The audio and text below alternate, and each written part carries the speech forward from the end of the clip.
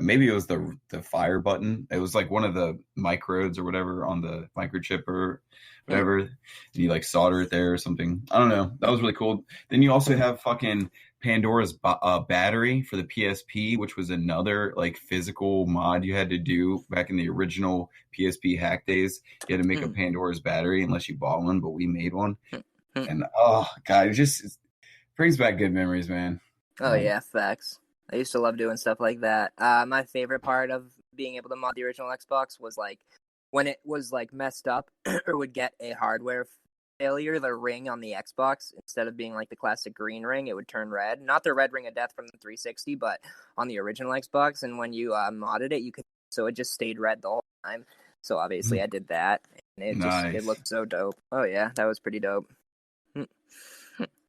Man, looked really cool. I remember those days. Yep. So out of curiosity, about how old are you, Juice? I am 26 years old. Oh, all right. So you're only a year younger than me. Yeah. Same age as me. So how old were you when you started playing RS? I would say like middle school, like maybe like 5th or 6th grade. So we'll say 2005, 2006.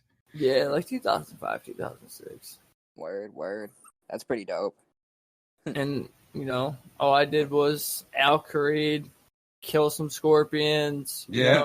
Yes. I didn't really do too much. And then, like, as I progressively got older, when, like, free trade came out, my cousin and I would always try to, like, trade people just, like, a bunch of random items to see, like, what we could upgrade to. And, like, I remember I got, like, Varric's flail for like a dragon medium helm, and I was like ecstatic. So I thought it was like the best like trade up. I thought I'd like dupe this dude. Like I totally got him. Yeah. But pretty dope. Man, I've been playing forever. Same. I remember back, like you said, when free trade had like first came out-ish, we used to have to go through forums. Do you remember that, Mickey? We'd have to go to forums to find trades. Yup. Yeah. See who's selling what ore at what price. Yeah. Then you gotta add them and see if they're actually online at that time. Yeah. What'd you say, Mickey? That shit sucked, man. I don't remember those days actually of what you had to like go to forums to find items for trade. Yeah. So like, say someone had like 50,000 oak logs or something. What they'd do is they'd post on a Zybez forum. I'm pretty sure it was at the time. Yes, Zybez.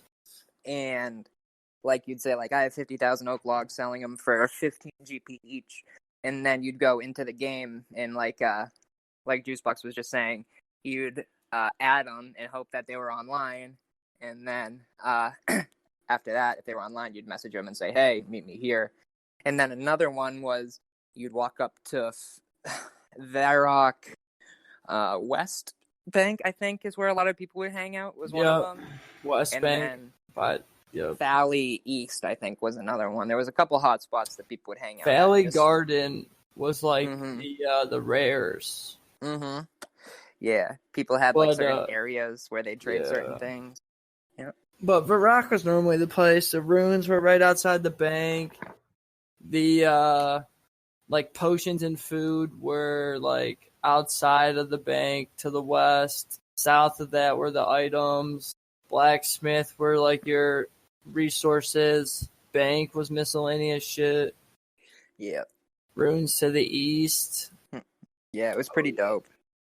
I remember all that shit, dude. Sometimes I miss that, but a lot, like, more often than not, I'm just grateful for the Grand Exchange. I'm sure playing as an Iron Man, like, you don't care either way.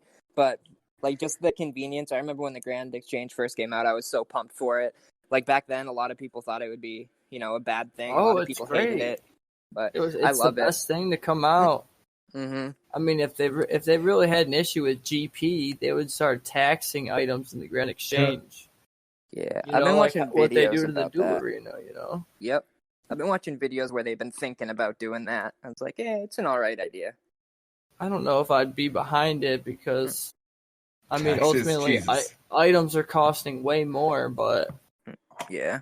What is RuneScape going to start taxing us like IRL, the real world? Like, come on, man. They increased the prices of the game, man. That's a tax. Mm-hmm. Got us already. That's Man, true. That's true. Just like Joe used to say from Old School RuneScape Weekly podcast, this is my 11 or 10.99 a month. You're gonna make this change to my RuneScape? Oh, fuck you. Me and Mickey on one of our first episodes, I don't know if you remember this, Juicebox, but probably 2 or 3 months ago, they had this period where all the member servers straight up shut down for 2 or 3 days. No one could get online.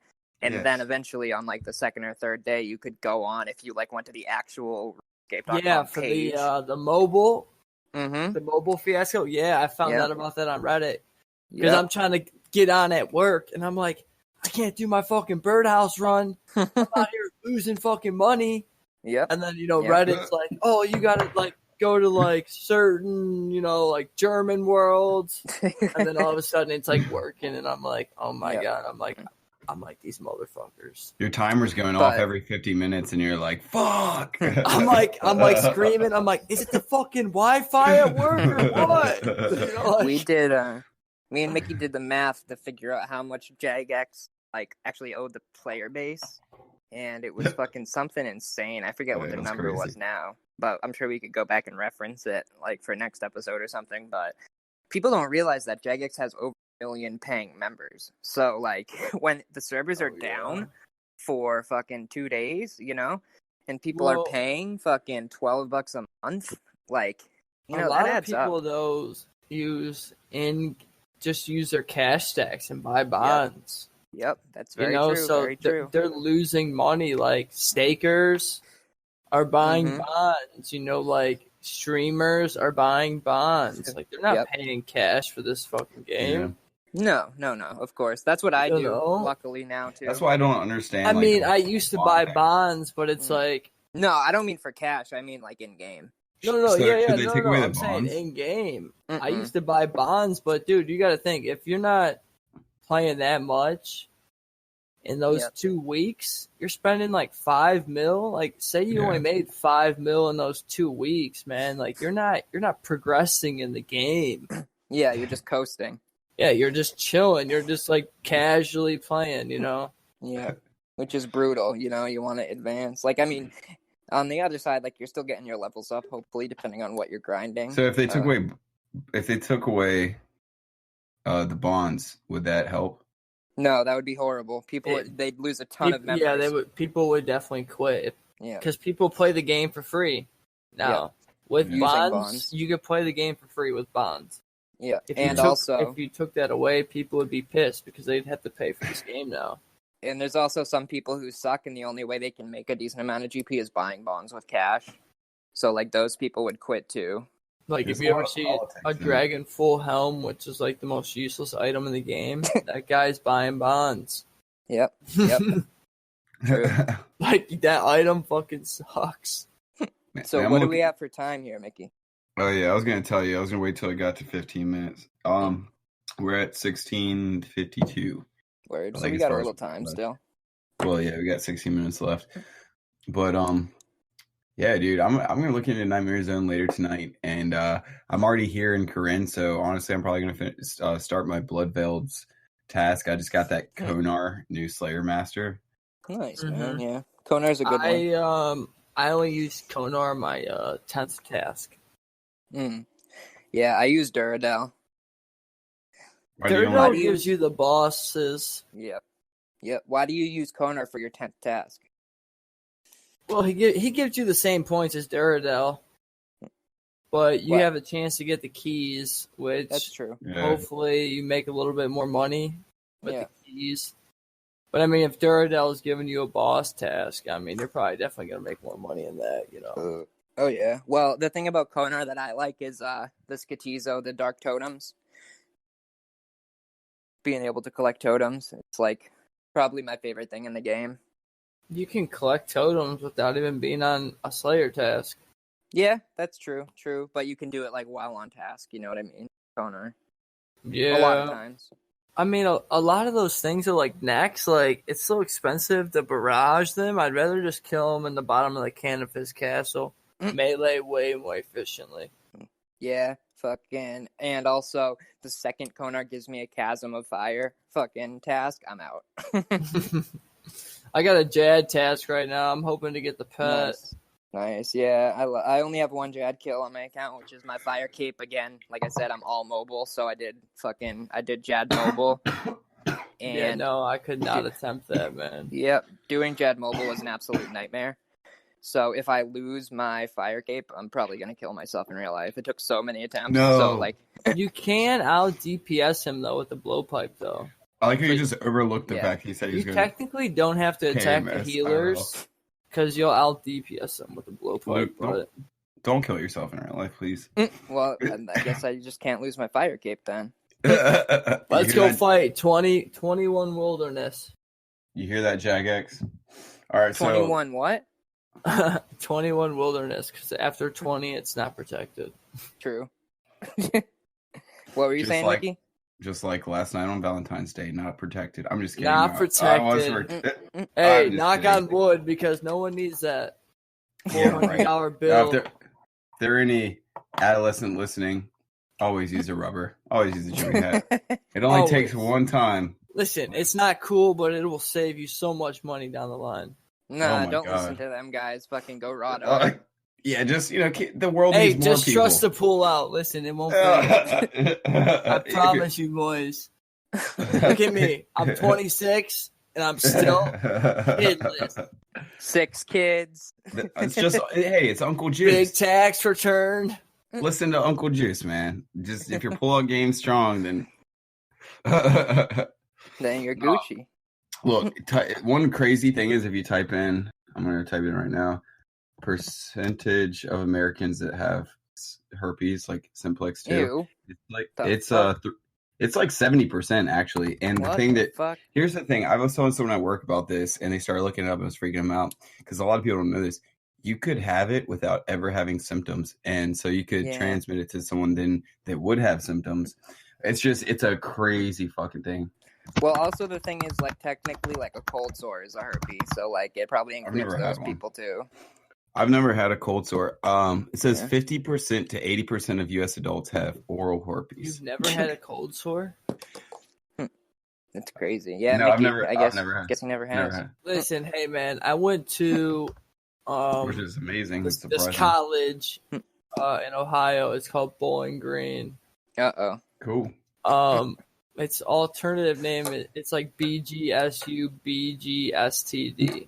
That's hilarious. There are a lot of, dirty girls that go to school there. So that was the reputation that allegedly Radford had back when I was in high school here in Virginia. I forget where it's at, but it's like some sort of college, Radford. It's not as big as like JMU or Virginia Tech or UVA here, also in Virginia, but it was kind of like a party. Cool.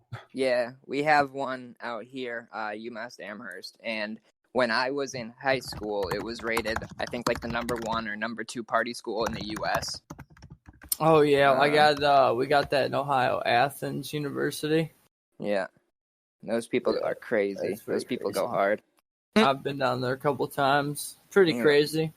Yeah. When I was younger, that would be more my scene, but now not so much. Yeah, no, I'm too old for that. I'm trying to go to a hole in the wall, hang out. Yes, sir.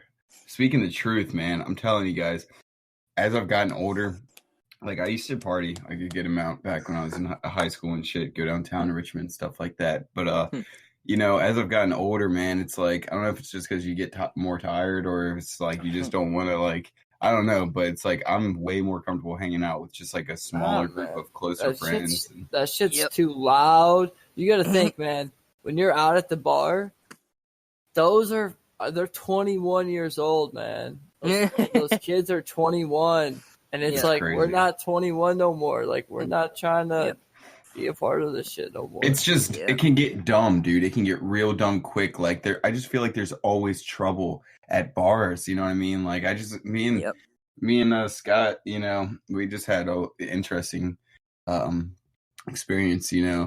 Not too long ago, and it's just it's funny, man, and it just makes you think, really question,